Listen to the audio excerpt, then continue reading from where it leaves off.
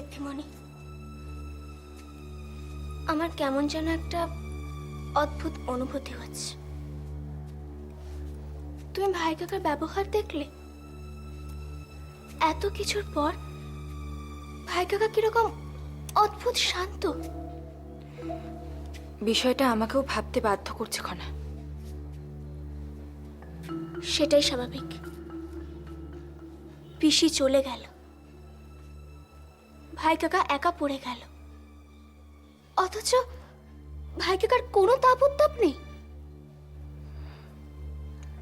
নিশ্চয়ই কিছু একটা গোলমাল আছে। সবার অলক্ষ্যে কিছু একটা চোরাস্রোত খেলা করছে।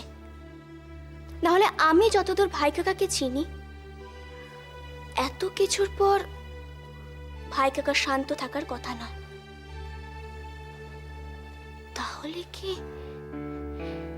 তাহলে কি নতুন কোনো ঝড় আসছে?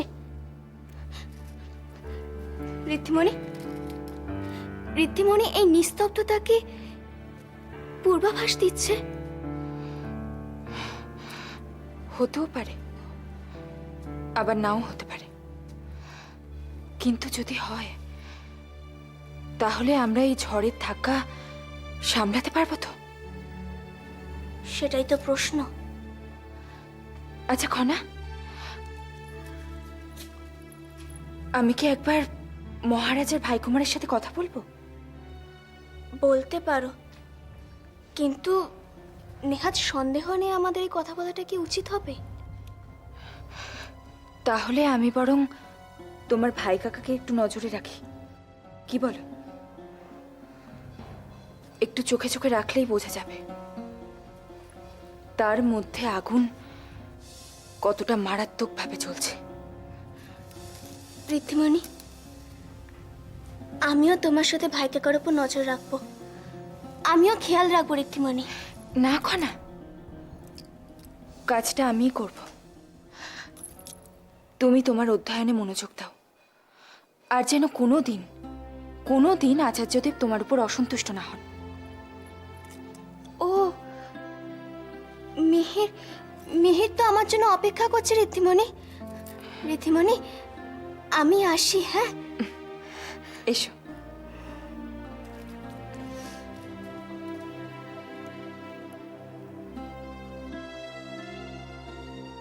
আপনি কি সত্যিই বদলে গেছেন স্বামী, নাকি এটাও আপনার একটা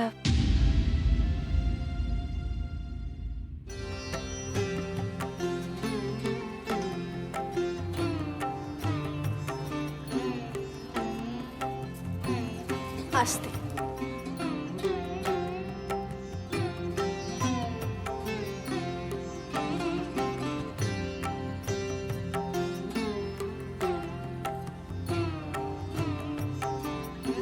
কি যশোধরা, কিরকম লাগছে? অবশ্যই ভালো লাগছে। দেখতে পাচ্ছ না মুখে কিরকম হাসি ফুটে উঠেছে? হাসবেই তো, কাছে যত ফল ধরবে তত আনন্দ হবে আর তত বেশি হাসবে। এবার তোমরা চুপ করো।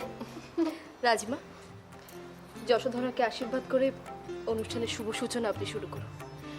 দাসী, দাঁড়া ঐশিকা, এখনো সমৃদ্ধি তো আসেনি। আগে সমৃদ্ধি আসুক, তারপর না হয় অনুষ্ঠানের শুভ সূচনা করা যাবে। দেবী জাহ্নবী,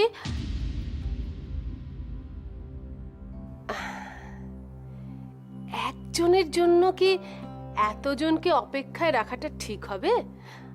আর তাছাড়া অনুষ্ঠান তো যশোধরাকে নিয়ে, সেই যখন উপস্থিত তখন তো শুরু করে দিলেই হয়।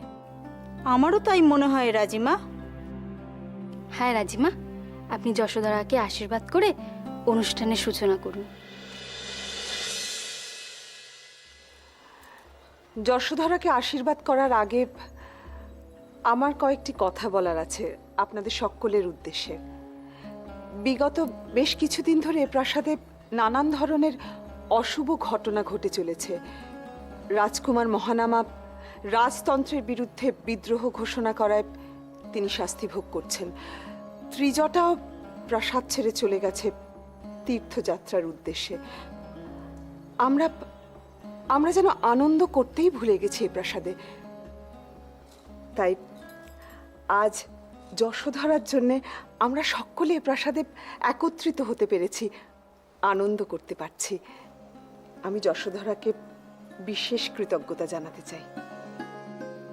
কিন্তু রাজিমা, আমি ভাবছিলাম প্রথম সন্তান প্রসবের ক্ষেত্রে ধুমধাম করে অনুষ্ঠান করাটা স্বাভাবিক, কিন্তু যশোধরা তো তৃতীয় সন্তান প্রসব করতে চলেছে, তাহলে কেন এত বড় অনুষ্ঠান হচ্ছে? আসলে কি জানো তো, যশোধরার সাথে আমাদের গভীর সম্পর্ক আছে। ও যেমন মহারাজের বোন, তেমনি ওর স্বামীকেও আমি আমার ভাই বলি। তাই প্রথম সন্তানই হোক বা তৃতীয় সন্তান, এমন একজনের স্বাদ ধুমধাম করে পালন না করলে যে আমরা মনে শান্তি পাবো না, তাই না রাজিমা? আসলে কি জানো, এটাই এই রাজ পরিবারের বিশেষত্ব। এরা সবাইকে বড় আপন করে নেয়, এতটাই আপন করে নেয় যে এদের ভালোবাসার জাল কেটে কেউ বেরোতেই পারে না। বেরোতে কি চায় দেবী গোদাবরী? আর তারা এতটাই গুণী যে আমরা তাদের এতটা ভালোবাসি, আপ্যায়ন করে যে কোনো মূল্যে নিজেদের মধ্যে রাখতে চাই, তাই না? রাজিমা, যশোধরা কিন্তু অনেকক্ষণ খালি পেটে আছে।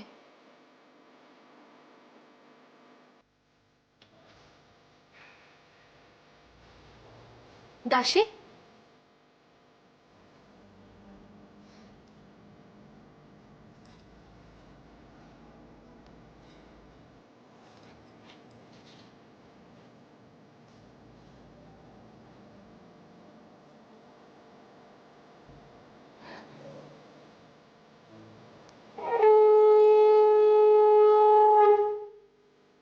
আশীর্বাদ করি তোমার জীবন যেন মঙ্গলময় হয়, তোমার সন্তানও যেন তার পিতার মতো সত্যবান এবং ন্যায়পরায়ণ হয়, এবং মায়ের মতো লক্ষ্মী শান্ত হয়।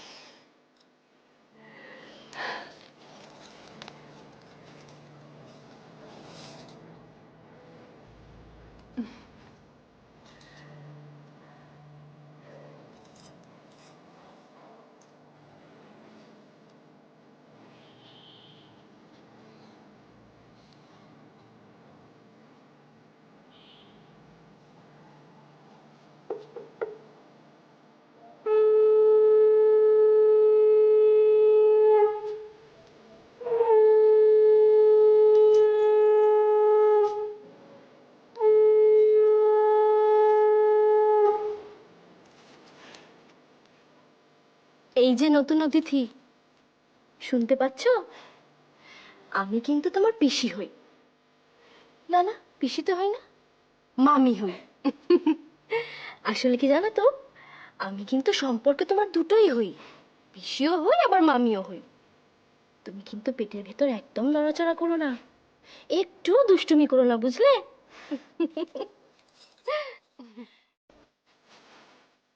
তোমার মুখের হাসি যেন সর্বদাই এমন থাকে যশোধরা। তোমার প্রসবের দিন পর্যন্ত তোমার সমস্ত দায় দায়িত্ব আমার,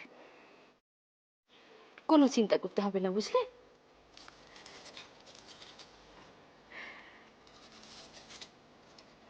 ঐশিকা, সত্যি তোমার কোনো তুলনাই হয় না। তোমার মতো একজন সহৃদয় নারী আমি জীবনে কোনোদিন দেখিনি। তোমাকে রানী হিসেবে পেয়ে সিংহল ধন্য। একদম সত্যি কথা।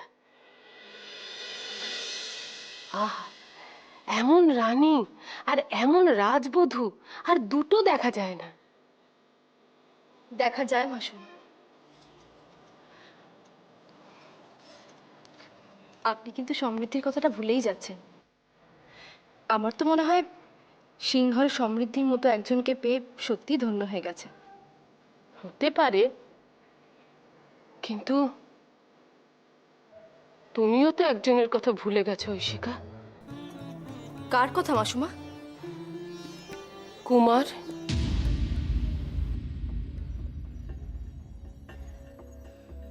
তার কথা কি তোমার একেবারেই মনে পড়ে না?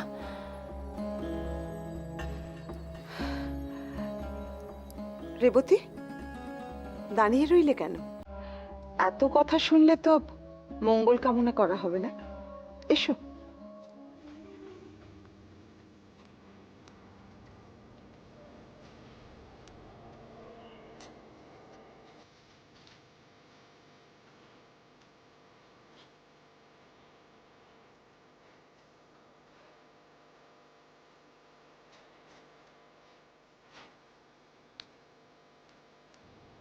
এই নাও।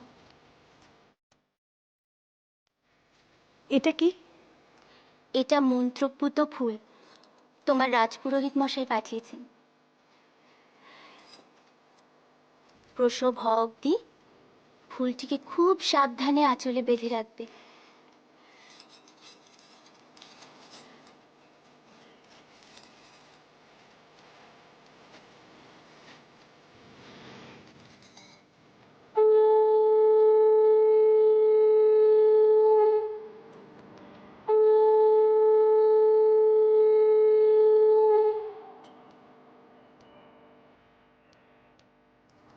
কি, ঘুমিয়ে পড়েছো না জেগে আছো? এই যে সিংহলের নতুন সূর্য, আমি তোমার সাথে কথা বলছি। আচ্ছা শোনো, তুমি যদি ছেলে হও তাহলে কিন্তু সূর্যের মতো তেজস্বী হতে হবে, আর যদি মেয়ে হও তাহলে চাঁদের মতো স্নিগ্ধ আর শান্ত। কি, আমার কথা শুনবে তো? যশোদারা, এই কটা দিন খুব সাবধানে থেকো, হ্যাঁ?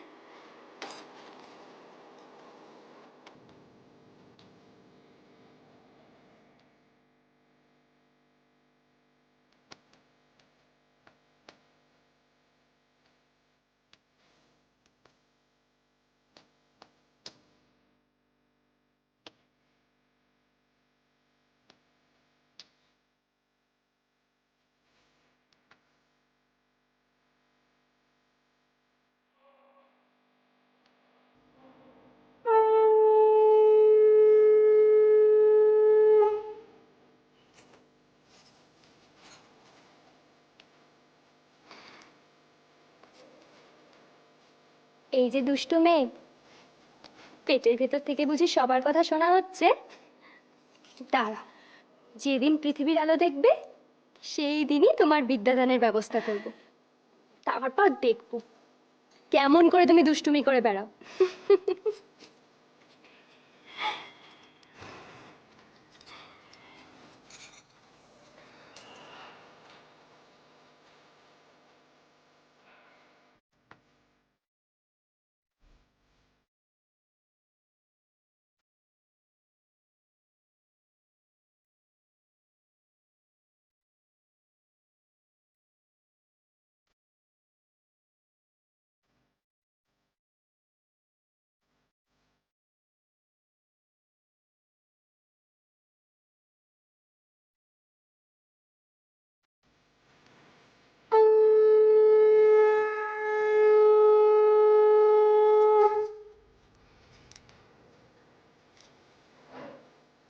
তোমায় বড় হয়ে বাবার মতন বীর আর সাহসী হতে হবে।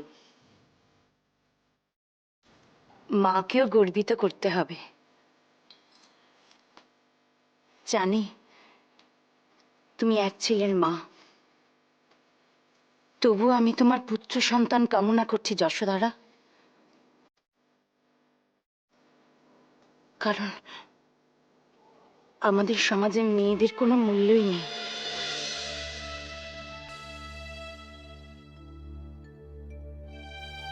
তারা শুধু সন্তানের জন্মই দেয়,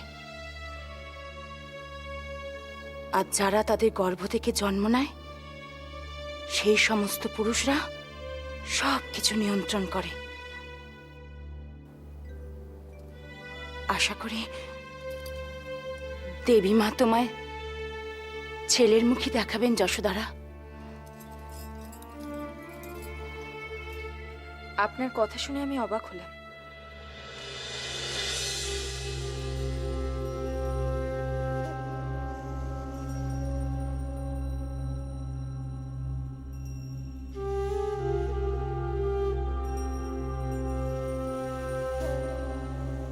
যে দেশের রাজকুমারী দিনের পর দিন পুরুষদের সঙ্গে কাঁধে কাঁধ মিলিয়ে জীবনের লড়াই লড়ছে, মেয়ে হয়েও যে অস্ত্রশিক্ষা শিখছে, বিদ্যালাভ করছে, সে দেশে কি করে এখনো নারীদের প্রতি এরকম এরকম বিরূপ মনোভাব পোষণ করা হয়? কি করে এখনো পুত্র সন্তানের কামনা করা হয়?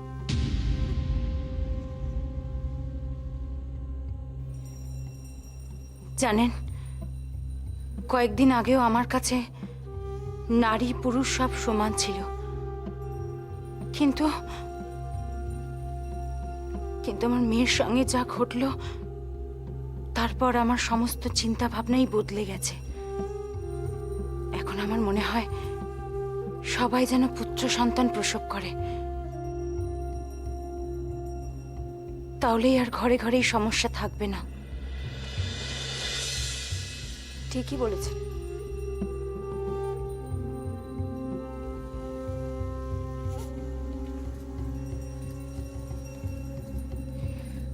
সবাই যদি পুত্র সন্তানের জন্ম দিত তাহলে তো সব সমস্যা মিটে যেত। নারীরা না জন্মালে মানুষের প্রজাতিই লোপ পেয়ে যেত। কিন্তু আমরা সবাই জানি এরকম ঘটনা ঘটা একেবারেই সম্ভব নয়, আর তাই এইসব অনর্থক কথা বলে কোনো লাভ নেই, অন্তত আজকের দিনে তো নয়। ঋদ্ধি,